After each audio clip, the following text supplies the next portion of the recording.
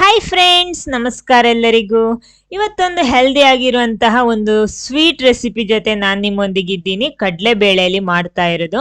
ಅಂದರೆ ಈ ರೆಸಿಪಿ ಎಲ್ಲರೂ ಮಾಡುವಂಥದ್ದೇ, ಅದಕ್ಕೆ ಎಣ್ಣೆ ಎಲ್ಲ ಉಪಯೋಗಿಸಿ ಮಾಡಬೇಕು ನಿಜವಾಗಿ. ಆದರೆ ಇಲ್ಲಿ ನಾನು ಸ್ವಲ್ಪನೂ ಎಣ್ಣೆ ಉಪಯೋಗಿಸದೆ ಈ ಸ್ವೀಟ್ ಮಾಡ್ತಾ ಇದ್ದೀನಿ. ತುಂಬ ಸುಲಭವಾಗಿ, ಸ್ವಲ್ಪ ಆರೋಗ್ಯಕರವಾಗಿ ಮಾಡ್ಬೋದು. ಬನ್ನಿ ನೋಡೋಣ ಏನು ಅಂತ. ಆಮೇಲೆ ಫಸ್ಟ್ ಟೈಮ್ ಚಾನಲ್ ನೋಡ್ತಿದ್ದೆ, ಚಾನಲ್ ಸಬ್ಸ್ಕ್ರೈಬ್ ಮಾಡಿ ಸಪೋರ್ಟ್ ಮಾಡಿ. ಅದರ ಪಕ್ಕದಲ್ಲಿರುವ ಬೆಲ್ ಐಕನ್ ಪ್ರೆಸ್ ಮಾಡಿ, ಅದರಲ್ಲಿ ಬರೋ ಆಲ್ ಆಪ್ಷನ್ಗೂ ಕ್ಲಿಕ್ ಮಾಡಿ. ಹಾಗಿದ್ರೆ ಮಾತ್ರ ನಾನು ಹಾಕುವ ಹೊಸ ಹೊಸ ವಿಡಿಯೋಸ್ಗಳ ನೋಟಿಫಿಕೇಶನ್ ನಿಮಗೆ ಸಿಗುತ್ತೆ. ನೋಡಿ, ಇದಕ್ಕೋಸ್ಕರ ನಾನು ಮೊದಲು ಅರ್ಧ ಕಪ್ ಕಡಲೆಬೇಳೆ ತಗೊಂಡಿದ್ದೀನಿ. ಇದನ್ನ ಚೆನ್ನಾಗಿ ತೊಳೆದು 4 ಗಂಟೆ ಹೊತ್ತು ಇದನ್ನ ನೆನೆಸ್ಬೇಕು ನೀರಲ್ಲಿ.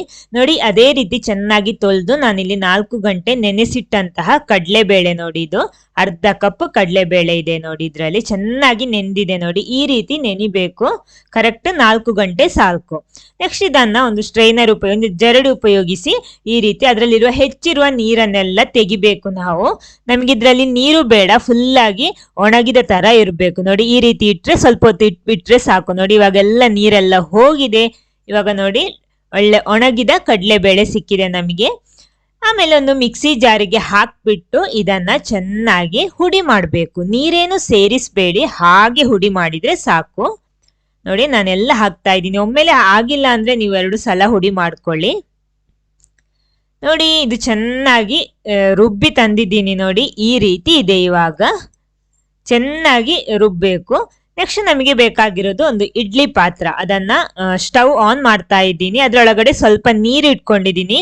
ಅಂದ್ರೆ ನೀರು ಬಿಸಿ ಆಗ್ಬೇಕು. ನೋಡಿ, ಇಷ್ಟು ನೀರು ಇಟ್ಕೊಂಡಿದ್ದೀನಿ. ನೋಡಿ, ಇಷ್ಟು ಸಾಕು. ಓಕೆ, ನಾನಿಲ್ಲಿ ಒಂದು ತಟ್ಟೆ, ಇಡ್ಲಿ ತಟ್ಟೆ, ಒಂದು ತಟ್ಟೆ ಮಾತ್ರ ಇಲ್ಲಿ ಉಪಯೋಗಿಸೋದು. ಓಕೆ, ಇದು 3 ನಿಮಿಷ ಹೊತ್ತು ಬಿಸಿ ಆಗ್ಲಿ. ನೋಡಿ, ಇವಾಗ ಬಿಸಿ ಆಗಿದೆ.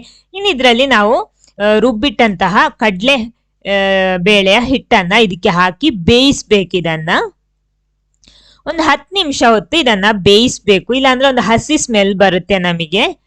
ನೋಡಿ, 10 ನಿಮಿಷ ಆಗಿದೆ. ಇವಾಗ ಚೆನ್ನಾಗಿ ಬೆಂದಿಲ್ಲಿ ರೆಡಿ ಆಗಿದೆ. ನೋಡಿ, ಈ ರೀತಿ ಇದೆ, ಒಳ್ಳೆ ಇಡ್ಲಿ ತರ ಇದೆ. ಇವಾಗ ಇದನ್ನ ತೆಗಿತಾ ಇದ್ದೀನಿ ನಾನು.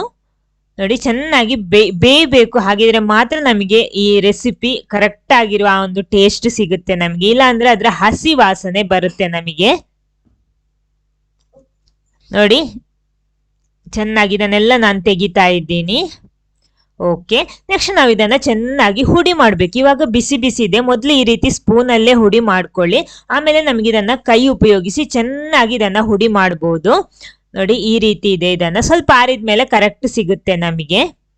ನೋಡಿ, ಇಲ್ಲಿ ನಾನು ಕೈಯಲ್ಲೇ ಚೆನ್ನಾಗಿ ಹುಡಿ ಮಾಡಿ ತಂದಿದ್ದೀನಿ. ನೋಡಿ, ಈ ರೀತಿ ಇದೆ. ಇವಾಗ ಚೆನ್ನಾಗಿ ಹುಡಿ ಆಗಿದೆ. ಇವಾಗ ನೆಕ್ಸ್ಟ್ ನಾವು ಮಾಡಬೇಕಾಗಿರೋದು ಒಂದು ಪ್ಯಾನ್ ಬಿಸಿ ಮಾಡ್ಕೊಳ್ಳಿ. ಅದಕ್ಕೆ ನಾನಿಲ್ಲಿ 1 ಸ್ಪೂನ್ ನಷ್ಟು ತುಪ್ಪ ಹಾಕ್ತಾ ಇದ್ದೀನಿ. ಜಾಸ್ತಿ ತುಪ್ಪನೂ ನಾನಿಲ್ಲಿ ಬಳಸ್ತಾ ಇಲ್ಲ.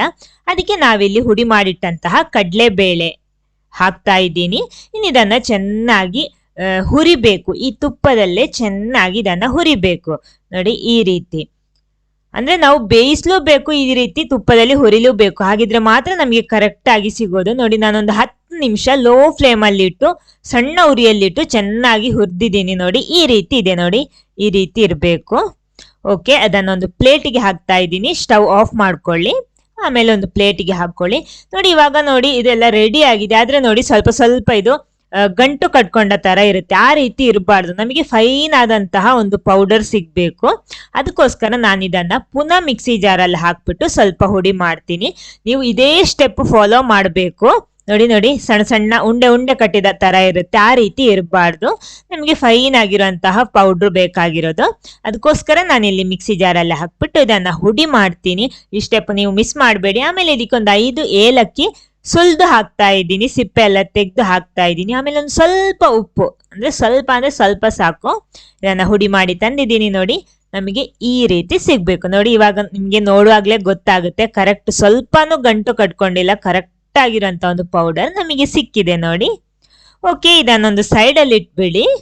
ನೆಕ್ಸ್ಟ್ ನಾವು ಮಾಡ್ಬೇಕಾಗಿರೋದು, ಅದೇ ಪ್ಯಾನ್ ಉಪಯೋಗಿಸ್ತಾ ಇದ್ದೀನಿ ನಾನು. ಅರ್ಧ ಕಪ್ ಸಕ್ಕರೆ, ಅಂದ್ರೆ ನಾವಿಲ್ಲಿ ಅರ್ಧ ಕಪ್ ಕಡಲೆಬೇಳೆ ತಗೊಂಡಿದ್ದೀವಿ. ಅದಕ್ಕೆ ಅರ್ಧ ಕಪ್ ಸಕ್ಕರೆ ಕರೆಕ್ಟ್ ಆಗುತ್ತೆ. ನೋಡಿ, ಕರೆಕ್ಟ್ ಅರ್ಧ ಕಪ್. ಆಮೇಲೆ ಅದಕ್ಕೆ 1/4 ಕಪ್ ನೀರು ಸೇರಿಸ್ಬಿಟ್ಟು ನಾವಿಲ್ಲಿ ಶುಗರ್ ಸಿರಪ್ ರೆಡಿ ಮಾಡಬೇಕು. ಸ್ಟವ್ ಆನ್ ಮಾಡ್ಕೊಳ್ಳಿ. ಆಮೇಲೆ ಇದನ್ನ ಚೆನ್ನಾಗಿ ಮಿಕ್ಸ್ ಮಾಡ್ಕೊಳ್ಳಿ. ಅಂದ್ರೆ ಇದೊಂಥರ ನಮಗೆ ಸ್ಟಿಕ್ಕಿ ಆಗಿ ಅಂದ್ರೆ ಅಂಟಾಗಿ ಸಿಗ್ಬೇಕಂದ್ರೆ ಒಂದೆಳೆ ಪಾಕ ಬರಬೇಕು. ಇದು ಚೆನ್ನಾಗಿ ಮಿಕ್ಸ್ ಮಾಡ್ಕೊಳ್ಳಿ. ನೋಡಿ ಇವಾಗ ಚೆನ್ನಾಗಿ ಮಿಕ್ಸ್ ಆಗಿದೆ. ನೋಡಿ ನಮ್ಮ ನೀರು ನೋಡಿ, ಸಕ್ಕರೆ ನೀರು ನೋಡಿ ಇಷ್ಟು ದಪ್ಪಾಗಿ ಬಂದಿದೆ.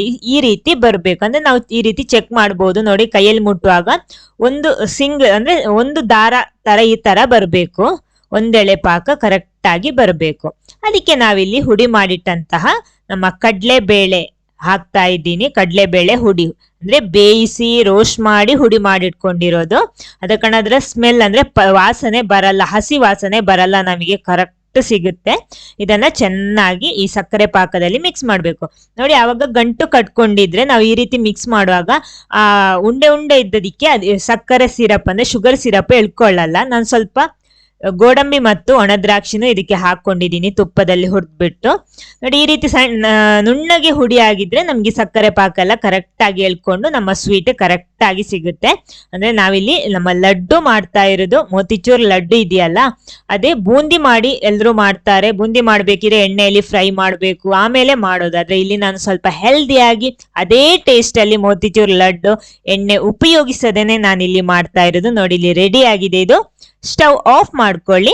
ನೆಕ್ಸ್ಟ್ ಒಂದು ಪ್ಲೇಟಿಗೆ ಹಾಕೊಳ್ಳಿ ಇದನ್ನ. ಇವಾಗ ಸ್ವಲ್ಪ ಬಿಸಿ ಬಿಸಿ ಇರುತ್ತೆ. ನಿಮ್ಗೆ ಡ್ರೈ ಫ್ರೂಟ್ಸ್ ಎಲ್ಲ ನಿಮ್ಗೆ ಬೇಕಾದಷ್ಟು ಹಾಕೋಬಹುದು, ತೊಂದರೆ ಏನಿಲ್ಲ. ಆಮೇಲೆ ಇದಕ್ಕೊಂದು 1/4 ಸ್ಪೂನ್ ಅಷ್ಟು ತುಪ್ಪ ಪುನಃ ಹಾಕ್ತಾ ಇದ್ದೀನಿ. ಟೋಟಲ್ 1/4 ಸ್ಪೂನ್ ತುಪ್ಪ ಇದಕ್ಕೆ ಬಳಸಿರೋದು. ಆಮೇಲೆ ಕೈಯಲ್ಲೇ ಚೆನ್ನಾಗಿ ಒಂದ್ಸಲ ಮಿಕ್ಸ್ ಮಾಡ್ಕೊಳ್ಳಿ. ನೋಡಿ ಒಳ್ಳೆ ಸಾಫ್ಟ್ ಆಗಿದೆ. ನೋಡಿ ಈ ರೀತಿ ಇದೆ. ಇದು ಕರೆಕ್ಟ್ ಆಗಿ ಈ ರೀತಿ ಬರಬೇಕು. ಹಾಗಿದ್ರೆ ಮಾತ್ರ ನಮಗೆ ಕರೆಕ್ಟ್ ಆ ಟೇಸ್ಟ್ ಸಿಗುತ್ತೆ. ಅಂದ್ರೆ ನಮ್ಮ ಮೋತಿಚೂರ್ ಲಡ್ಡು ಅದೇ ರೀತಿ ಅದೇ ಟೇಸ್ಟ್ ನಮಗೆ ಈ ರೀತಿ ಮಾಡಿದ್ರು ಸಿಗುತ್ತೆ. ಅದಕ್ಕಿಂತಲೂ ಹೆಲ್ದಿಯಾಗಿ ಆರೋಗ್ಯಕರವಾಗಿ ಈ ರೀತಿ ಮಾಡಬಹುದು. ನೋಡಿ ನಿಮ್ಗೆ ಎಷ್ಟು ದೊಡ್ಡ ಉಂಡೆ ಬೇಕು ಆ ರೀತಿ ಮಾಡಬಹುದು. ನಾನಿಲ್ಲಿ ಬೂಂದಿ ಲಡ್ಡು ಮಾಡೋ ವಿಡಿಯೋ ಆಲ್ರೆಡಿ ಅಪ್ಲೋಡ್ ಮಾಡಿದ್ದೀನಿ. ಅದರ ಲಿಂಕ್ ಕೆಳಗಡೆ ಡಿಸ್ಕ್ರಿಪ್ಷನ್ ಬಾಕ್ಸ್ ಅಲ್ಲಿ ಹಾಕ್ತೀನಿ, ಬೇಕಿದ್ರೆ ನೋಡ್ಕೊಳ್ಳಿ. ನೋಡಿ ಈ ರೀತಿ ಮಾಡಿದ್ರೆ ಆಯ್ತು. ನೋಡಿ ನಮ್ಮ ಲಡ್ಡು ಇಲ್ಲಿ ರೆಡಿ ಆಗಿದೆ. ನೋಡಿ ಸೂಪರ್ ಟೇಸ್ಟ್, ಅಂದ್ರೆ ಅದೇ ಟೇಸ್ಟ್ ನಮಗೆ ಸಿಗುತ್ತೆ. ಅಂದ್ರೆ ನಾನಿಲ್ಲಿ ಜಾಸ್ತಿ ತುಪ್ಪ ಎಲ್ಲ ಹಾಕೊಂಡಿಲ್ಲ. ನಿಮ್ಗೆ ಬೇಕಿದ್ರೆ ಜಾಸ್ತಿ ತುಪ್ಪನು ಹಾಕೋಬಹುದು.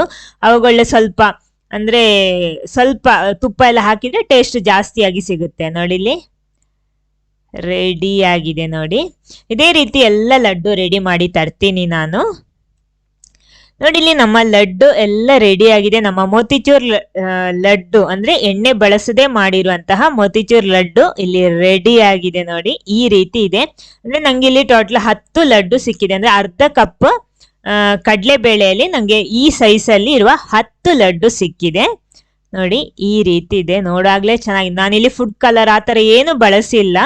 ನೋಡಿ 10 ಲಡ್ಡು ಸಿಕ್ಕಿ ಆಮೇಲೆ ನೋಡಿ ಒಂದು ಸಣ್ಣ ಲಡ್ಡು ಕೂಡ ಸಿಕ್ಕಿದೆ ನಂಗೆ ಎಕ್ಸ್ಟ್ರಾ. ನೋಡಿ ನಮ್ಮ ಲಡ್ಡು ಹೇಗಿದೆ ಅಂತ ನಾನು ನಿಮ್ಗೆ ತೋರಿಸ್ತೀನಿ. ನೋಡಿ ಅದನ್ನ ಕಟ್ ಮಾಡಿ ತೋರಿಸ್ತೀನಿ ಒಳಗಡೆ ಹೇಗಿದೆ ಅಂತ. ನೋಡಿ ಸಾಫ್ಟ್ ಆಗಿದೆ. ನೋಡಿ ಕರೆಕ್ಟ್ ಟೇಸ್ಟ್ ಕೂಡ ಆಗಿದೆ. ಸ್ವೀಟ್ ಎಲ್ಲ ಕರೆಕ್ಟ್ ಆಗಿದೆ. ನಿಮ್ಗೆ ಇನ್ನು ಜಾಸ್ತಿ ಸ್ವೀಟ್ ಬೇಕಿದ್ರೆ ಮಾತ್ರ ನಿಮಗೆ ಸ್ವಲ್ಪ ಸಕ್ಕರೆ ಜಾಸ್ತಿ ಉಪಯೋಗಿಸಬಹುದು. ಇಲ್ಲ ಅಂದ್ರೆ ಇದು ಕರೆಕ್ಟ್ ಆಗಿದೆ. ನೋಡಿ ಎಲ್ಲ. ಈ ವಿಡಿಯೋ ನಿಮ್ಗೆ ಇಷ್ಟ ಆಗಿದೆ ಖಂಡಿತ ಲೈಕ್ ಮಾಡಿ. ಅದೇ ರೀತಿ ನೀವು ಟ್ರೈ ಮಾಡಿ ಹೇಗಾಗಿದೆ ಅಂತ ಕಮೆಂಟ್ ಬಾಕ್ಸ್ ಅಲ್ಲಿ ಫೀಡ್ಬ್ಯಾಕ್ ತಿಳಿಸಿ. Okay, thank you.